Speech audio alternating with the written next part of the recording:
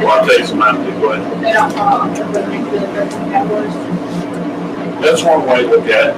Otherwise qualified basically means they can participate in the program in spite of their disability. That they're quote otherwise qualified in spite of their disability.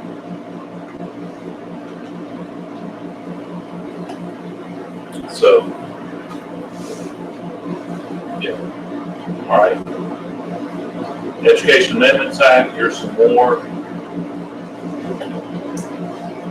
In the parks and middle cases, those where parents fought to have their children with intellectual disabilities included in regular education. And these are some of the predecessors that led to the Education of Handicap Act, EHA, which then became the IDA. And FERPA, that's the privacy, right? Does everybody know what HIPAA is? Health Insurance Portability and Accountability Act, which is being more enforced now. We're getting more advanced training on it at the state level. I'm not a healthcare provider, but sometimes we deal as attorneys with protected health information. Well, FERPA is the predecessor in education like that. It's also known as the Buckley Amendment. Gave parent access to public school students' educational records and prohibited access to unauthorized persons. So, the DD Act, what's DD anyway? Let's remember that 300. DD. DD. Developmental delay. What? Is it developmentally delayed? Developmental disability. What qualifies? But I have developmental disability because I was injured before age 21. After age 21, it's not considered a developmental disability. But there's certain categories that has to substantially affect like the ability to self-care for oneself, which is a major one. All right, so again, more amendments to the Education Handicap Act.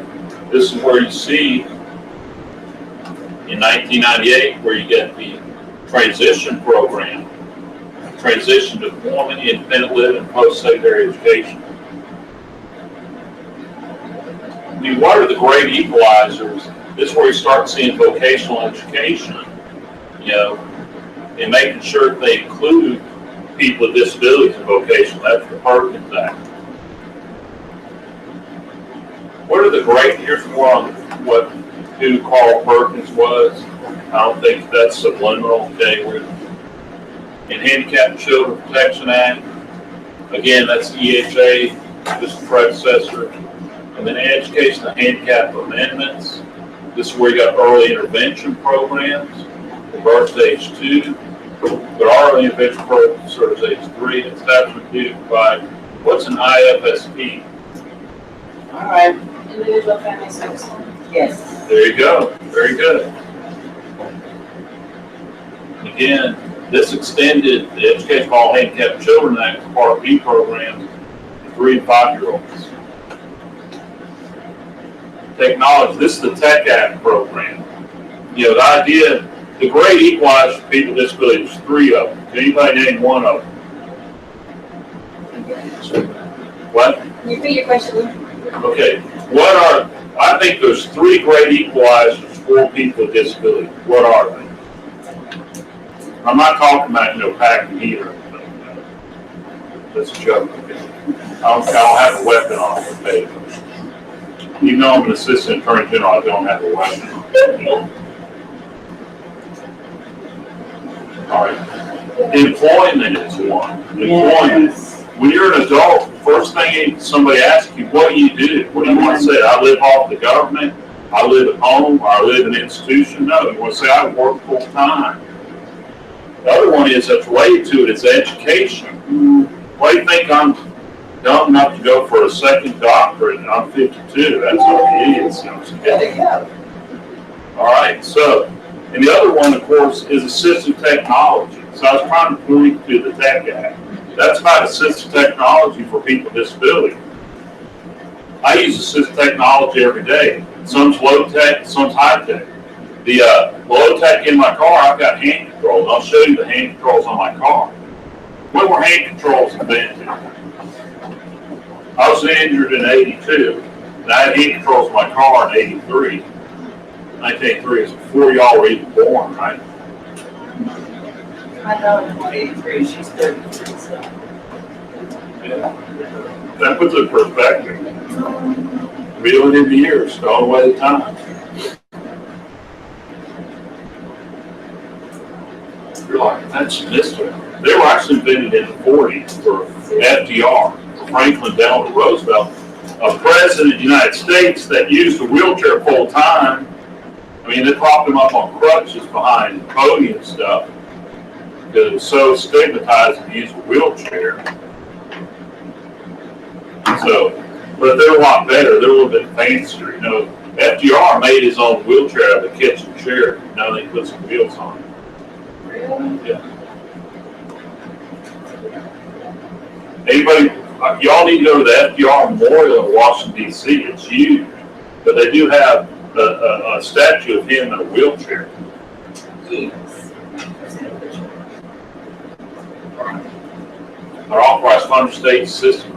Our Tech Act program in Alabama is called the STAR program. It's headquartered in Montgomery. They have device reutilization where you can get free assistive technology. So if you're a special ed teacher and need assistive technology, you can check with the reutilization center. And I think it used to be operated at the Opportunity Center here. Yes. Yes. Is that what that is? That's one of the things they do. The Opportunity Program is one of our community rehabilitation programs that we contract with. Yeah. They provide us with different job-related services. And they also have the industry. You know the ceiling fans? Y'all have these ceiling fans? My friend Mike Almerode, who used to be the executive director of Opportunity Center, those little mounting brackets that you put up in the ceiling, put a ceiling fan in, they made those at the Opportunity Center. That y'all didn't know that, did you? They have like jobs for. Yeah, that's right. Now, the whole idea of sheltered employment, sheltered workshops, bad, okay? You don't want people making 10 cents a day, okay, or 10 cents for each thing to put together. You want competitive, integrated employment, so, right. But see, I'm giving you the philosophy behind it because this is important. All right, 1990, more information, an update on the Carl Perkins, the H Amendments Act. It renamed 1990 the Education of Handicapped Children Act. The Education of Handicap Act renamed the Individuals with Disabilities Education Act. People First Language. And redesignate handicapped children as children with disabilities, first language. Added traumatic brain injury and autism to those 13 categories of disabilities covered. In autism, there's a lot of people with autism. Added IEP and transition plan by at least age 16, sometimes by age 14, if you really want a best practice. And we do push 14. And then provided states are not immune under the 11th Amendment. Lawsuits federal court. States can be sued for violations of the ADA. The 11th Amendment immunity is pretty significant. All right, goals educate, don't worry about that. You can see how this is all come about in the 90s. So y'all are children of the 90s, aren't you? Y'all were born in the 90s, right?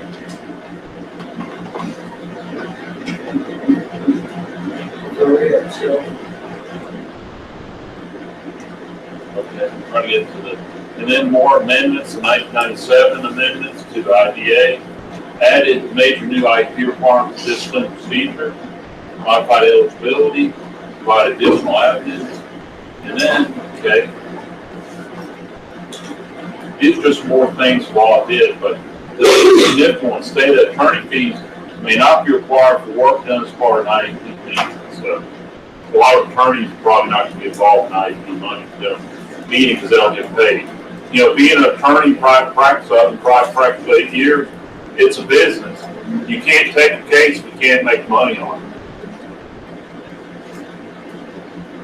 All right, there's more of Carl Perkins. The No Child Left Behind Act. which required, AYP, average yearly progress, and all that stuff, and having highly qualified teachers, but there wasn't a designation for special education as highly qualified.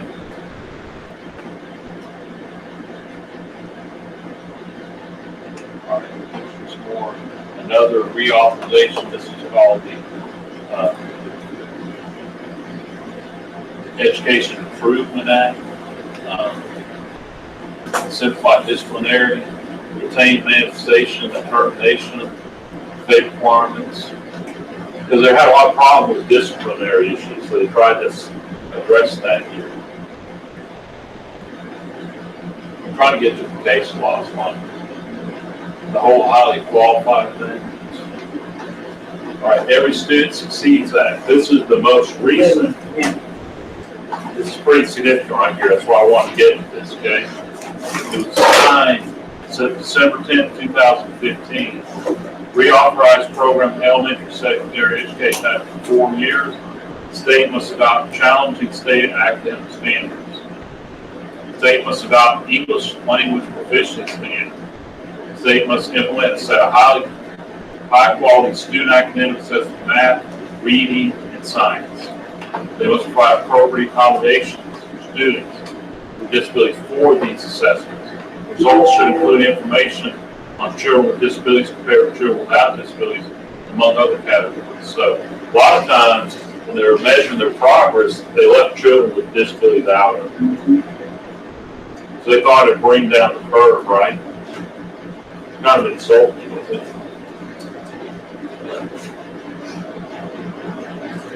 All right, there we go. All right, this is the beginning of the case. Brown versus Board of Education.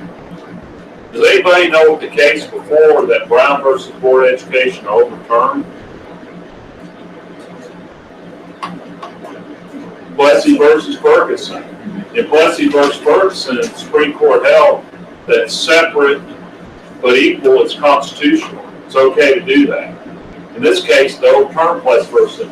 They said separate but equal is inherently unequal. And this applied primarily to race. But this case actually opened the door for people with disabilities too, because separate but equal for people with disabilities is unconstitutional also.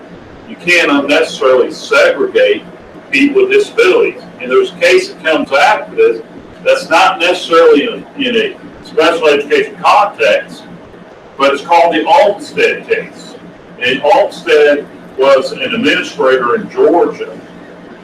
They segregated a person with an intellectual disability and with a psychiatric disability in Georgia hospital, and they could have lived out in the community. So you can't unnecessarily confine people with disabilities in institutions.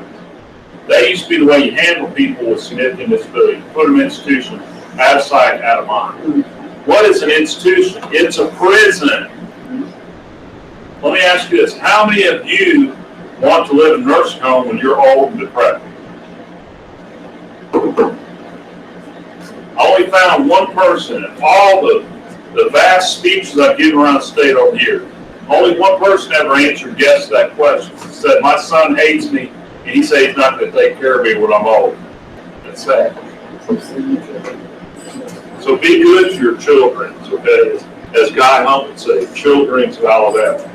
My daughter gave me a little thing that you hang in the room that says, be good to your children. They will choose your nursing home. Yeah. All right, so Board of Education, Hendrick, Hudson, this is the Rowley decision. Okay, you had hearing parents of a child who was deaf. And she was in kindergarten. They wanted an interpreter. And the school said, no, you're not entitled to an interpreter. You can lip read. And plus you're making D's, you don't have to make A's, whatever. And this whole thing they said they have to provide at least some educational benefit. So special education has to provide some educational benefit. Not the Cadillac version, it could be the Pinto.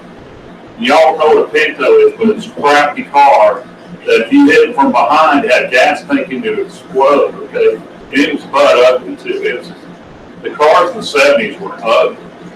At least the American cars, they were pieces of junk. Okay, so I owned some of them, but I owned the cars in the 80s. They were junk too. American-made cars in the 80s were junk. Okay, but the Pinto, I guess it'd be a Prius now, because I asked my students at Auburn, I said, what's the equivalent of a Pinto now, Prius? I think the Prius is probably a lot more alive, okay? It's just nerd. I saw a license plate on a Prius one time, and it said nerd power. Does anybody have a Prius? If you do, I'm sorry, I wasn't cracking them, okay? I was trying to relate to your generation. That's what I was trying to do. What are the small cars in your generation? Huh? Spark. Spark. Oh, a spark. Yeah, the little bitty, yeah. Yeah, I know what you're talking about. Yeah, Yeah, great on gas. you used to have the Geo Metro. Yeah.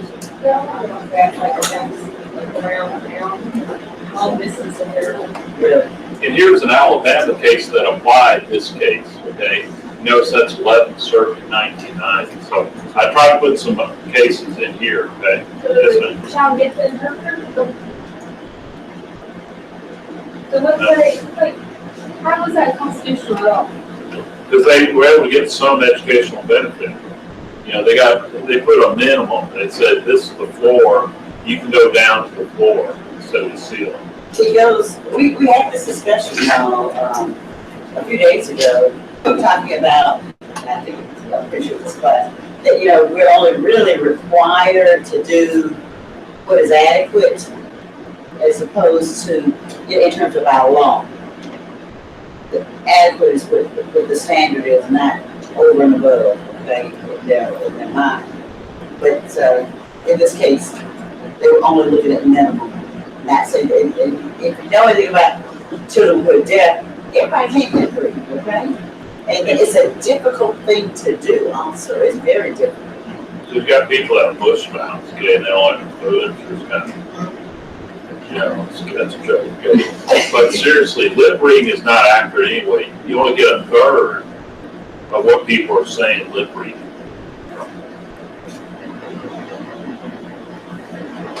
This is the Park case, the Pennsylvania Association of Retarded Children. Okay, that's the Park decision, which is now required the state of Pennsylvania to provide pre-appropriate public education students with mental retardation now intellectual disability. And this one is the Mills case. These are seminal cases, okay? If you're a special education, you haven't heard of the Park and Mills case, they're going to say, what is you, ignorant? That's what you're going to do. Okay? Okay, and so your sheet for 332. So the Mills, again, segregation schools on the basis of race prohibited, i.e., Brown versus Board of Education. It was unconstitutional Board of Education in this Mills case, and I students disabilities right to receive an education. And again, this is Donald versus Board of School Commissioners, the 11th Circuit, which applied this case to the 11th Circuit. Okay. Court held that the LEA is not required to transport a student with disability from private school to public school to receive therapy. A lot of people say, well, I can't get, and I have the right, y'all going to pay for my child to go to a private school because they can't get a FAPE in the public school. So they were saying, okay, but they couldn't get physical therapy at the private school, so they had to be bused to the public school. And this court held they don't have to pay for that, which wasn't a great decision. Well, sorry. And, Yeah, we did okay. We're speeding it up here, okay? I know did it feel like this was an hour? Didn't me, or hour 15 minutes? It goes by fast. This is just more cases. Let me get into some of these other cases. These are just a lot of cases. Just wanted to give you 11 certain cases. But this idea of damages, that's what I wanted. Do y'all have, personal liability? Not usually for violations of civil rights laws. There's usually no individual liability. But there's damages in some cases where there's assault or battery of a student, okay? There can be some state law remedies, okay? held it not available under the IDA, may be permissible under the Rehabilitation Act of Title II. Several court appeals found that parents had to exhaust IDA remedies for seeking damages. In other words, they had to do a due process hearing. Anyway, a parent should do a due process hearing because that's a little bit less formal than going to a federal court. Yes. In this Doe versus Withers, school boards, schools, teachers can be liable for not following IEPs, not allowing accommodation modification, can sue for monetary damages in jury trials. Okay, this is the first jury trial against public educators that involves special education damages. The general education history teacher refused to provide oral test accommodation, and the student with learning disability failed and became academically ineligible. The family student teacher was awarded $5,000 compensatory and $10,000 punitive. All other teachers had agreed to oral testing. This one teacher was a holdout. Okay. Also, the teacher had insulted and belittled the student in front of other students. This is a coach. Okay. This guy was a coach, and he was a legislator, so he thought he was untouchable. They fixed his clock. Teacher missed meeting with parents to go deer hunting. He said that you are important, but deer hunting is more important than you are. Okay? Teacher was in state legislature. He refused to follow IEP despite being instructed by the superintendent, the principal of special education teacher. Okay? And here's another case with monetary damages. This is the assistant at school admitted to choking him to make him run faster, the student with disability. Yes. So these and then this Hawaii got sued. They entitled to millions of dollars in damages for out-of-pocket expenses, lost income, emotional stress. Child autism would need 2-3 hours of therapy a day, for the state did not pay. So, and here's another one, Sixth Circuit. They said they didn't have to exhaust remedies. Student was locked in a timeout room, no furniture, no heat, no ventilation. Was once left in the room naked and had to go to the bathroom room and remain with the excrement. And then Houston County Board of Education in Alabama here, Dothan area, I guess, school out of exhaustion required claims to bring Section 1983 is a civil rights lawsuit. In Barrett versus Rose is another example, okay? Student with depression claimed the teacher humiliated her. And there's even a case where the students in Alabama, and it didn't go to court, but you know where Clayton is? There's an overpass over 65. The child was overweight. She committed suicide by jumping off the overpass onto I-65. That happened to about 10 years ago. So these are just other cases. This is Matula cases that allow damages under Section 504 IDA and Section 1983. Right, this Fry versus Napoleon Community Schools. This is service animal issues. School provided full-time youth service safe student with spastic quadriplegic cerebral palsy. Next year, school allowed service animal parents to put the child at different schools. Case was dismissed because IDA remedies were not exhausted. But then, a lot of times getting service animals is important. But we looked at several of those cases too. Who did the service animal group? Yeah. This is more cases. Schools failure to evaluate hearing loss and denied faith. This is the Filene case in 2015. The Ebony case. Jury returned $2.2 million verdict. Student was routinely restrained in secure wrap around the table for the school's convenience. Oops. And this is more in Memphis City schools. For physical, verbal, and sexual abuse against a child. The school entered its settlement, then refused to comply with it. And then Shelby County, this is in Tennessee, okay? Retaliation case for not providing 3 years of accommodation request. these are new cases, I don't know if you can see these, and I can barely see them, but see, that Fry versus Napoleon, that's the latest. And this one is the Douglas County School District. Child autism did not make measurable progress. This is that Filene versus Huntsville City, this is in Alabama in 2015. So, I know we don't have enough time, but here's some more cases to look at. That's bigger print, okay? I think what we can do, this is a combination course. This assistant, and this is actually the medical, legal, and ethical course, but they're the same class as the IEP course. So that's why we were able to have you come this morning rather than we usually meet at nighttime on evening on Mondays. So what we can do, pull up the IEP, it's PowerPoint, and we'll look at those new court cases, especially the ones that relate to Alabama, and look at what's going on in Alabama. But as I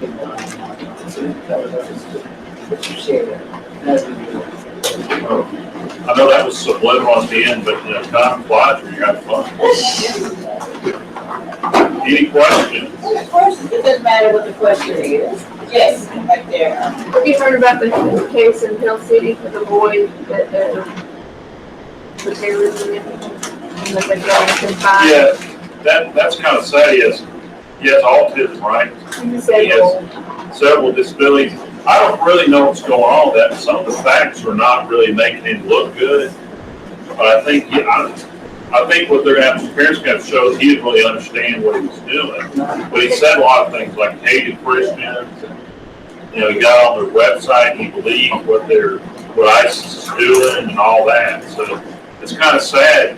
Don't let family members just go around on the internet. You need to monitor internet activity. Because they're trying to recruit people. They brainwash people. I think that kid's been brainwashed. What do y'all think? What's your perspective of that case? I just wondered how they got away with keeping him confined. Well, they treat him as a terrorist. Well, and this is the thing. Look at the nature of autism. And this is what people, I think they're treating him like everybody else, but he has autism. And remember, kids with autism, or anybody with autism, usually they'll zero in on something. Yeah. And they'll stick with it, and they'll adopt it. It can be a telephone pole, or they may have a fetish with wires and things like that. So that's not unusual for that individual to zero, like I said, read bed or guide, because it doesn't mean that he's there. It means that that's part of his disability is that he does that. I mean, that's what you do. And if you look at anybody else with autism, they have something that they are really, they get into and they stay with. I think about a little girl right now with good friends. Her thing is sadness. And she tries to make everything has to do with sadness. And it's their thing. Children with autism have a thing. And I think the government is not looking at the real definition of that disability.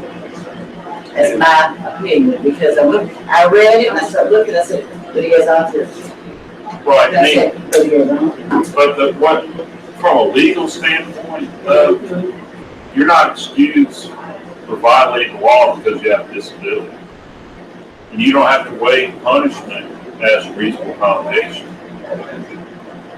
And really, that's where the rubber meets the road here. I don't think his punishment should be as severe. But you can't support terrorism in this country. There are consequences for doing that. But I think they don't understand the way his disability interacts with that. That's the problem. So I don't think it should be held in there. I think it should be remanded to his parents. And that he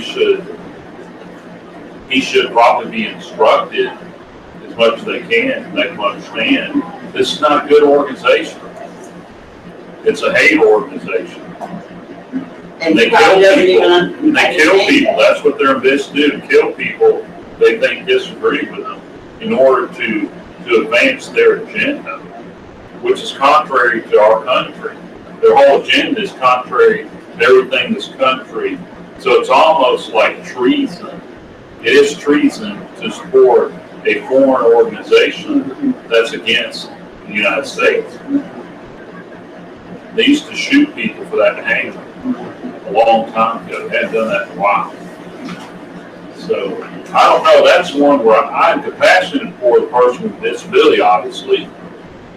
But I'm kind of conflicted because I read some of the things this child did, and he's old enough. How old is he? 17 business. Yeah. But still, he doesn't know how to, he doesn't, exactly, they know how to take care of themselves. Right. Yeah, That's what they need to, they need to prove that he didn't understand. But Yeah. the only thing that I don't really understand is that if he has autism, then why was he allowed to have access to the internet? Like, you should know that, like. Well, I know, that's what I was saying, That's what I don't unrestricted. understand. He's still a minor. 17 is still a minor. And you don't really become able to contract in Alabama, sign contracts until age 19.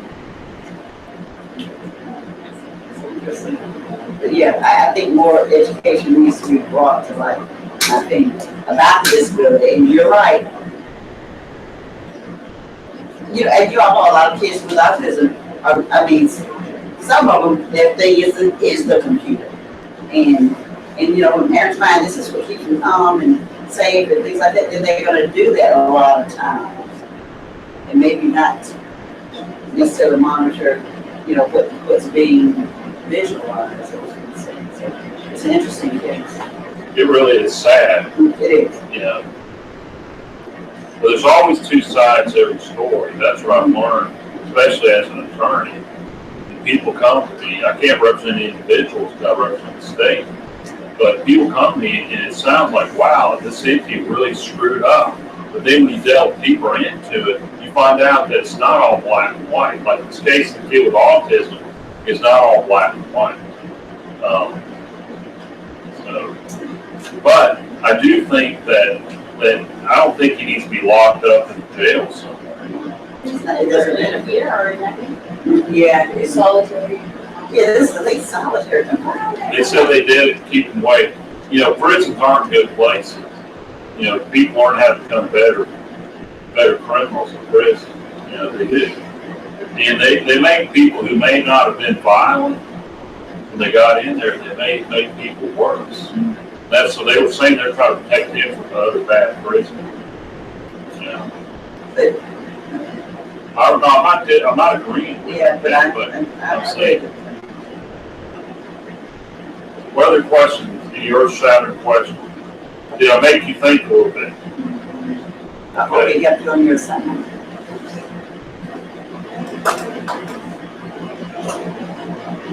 I want to thank you so much. I'll give him a hand.